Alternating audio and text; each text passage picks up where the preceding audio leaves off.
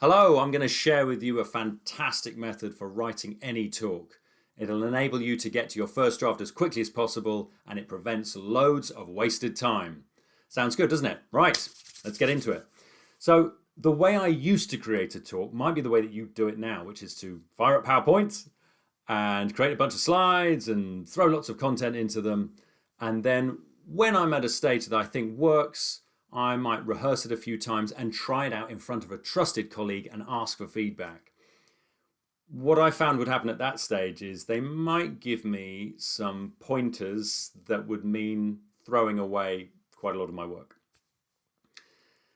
And so I would take that feedback on board and ignore it and maybe make some cursory changes. And then on the day itself, it would become evident that their advice was pretty good. And if I asked for feedback from somebody else afterwards, they would make some similar points. This didn't really make sense. The flow was a bit off. You had too much information and so on. The method I'm going to talk to you about will really help fix all of that. I'm John Torrens. I teach confident communication, and this is how to write any talk. So 2 stages. The first is what I like to call sketch method. You write down your sections, not in PowerPoint. You ignore PowerPoint for now. You write down your sections on separate pieces of paper. These could be scraps of paper or post-it notes or cue cards. And the reason for doing that is that you can move them around easily. At this stage, you can be ruthless because you haven't invested lots of time in it. In fact, you've only spent about 2 minutes writing out those headings. You can experiment with the structure, see what works.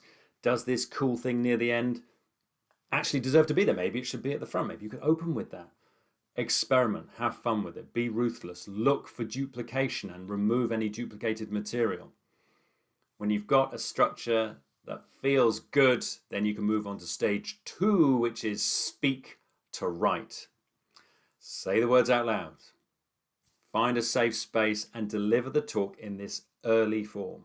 Might only take a few minutes, but you're starting the rehearsal process straight away. You're getting used to how the words feel coming out of your mouth. But you're also getting an idea of the flow of the whole thing. Does it make sense? Often I find people rehearse either at the last minute or not at all.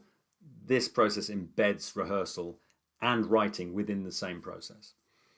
You might also find that there's a turn of phrase or a metaphor that comes out from speaking that you can then add to your presentation. Now, you keep the cue cards or pieces of paper or post-it notes, and you add bullet points to each of those sections.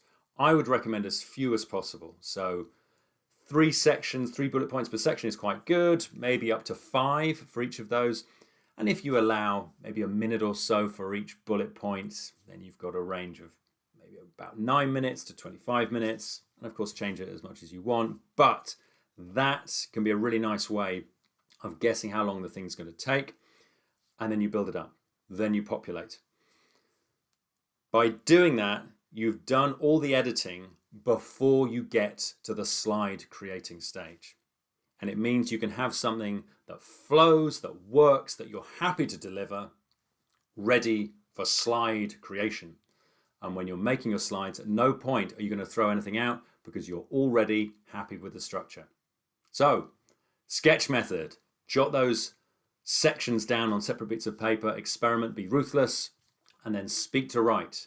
Say the words out loud and get used to how the words feel coming out of your mouth. And also you'll get an idea of how long the thing takes to deliver.